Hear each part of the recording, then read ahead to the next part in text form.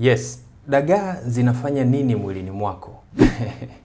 Utashangaa, yani utashangaa sana dagaa zinafanya nini sana mwilini mwako. So, dagaa zinaenda kufanya mambo yafuatayo mwilini mwako. Yes, dagaa kitu cha kwanza inachoenda kufanya mwilini mwako, inaenda kuimarisha mifupa na meno. Inawezekana wewe ukawa una changamoto ya meno, inawezekana unakaa una changamoto ya mifupa, jitahidi kula dagaa. Dagaa zitakusaidia sana.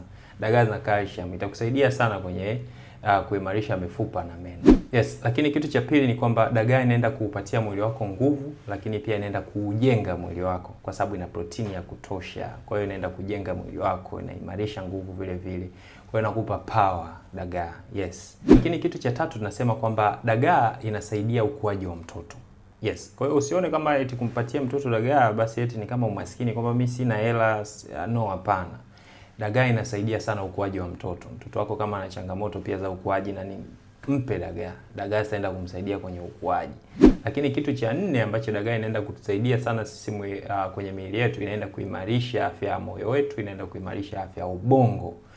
Si kawaida kwa sababu ina hizo omega 3. Kwa hiyo omega 3 inaenda kusaidia zaidi masuala ya moyo, lakini pia the same kwenye masuala ya ubongo. Kwa hiyo kula dagaa sio umaskini.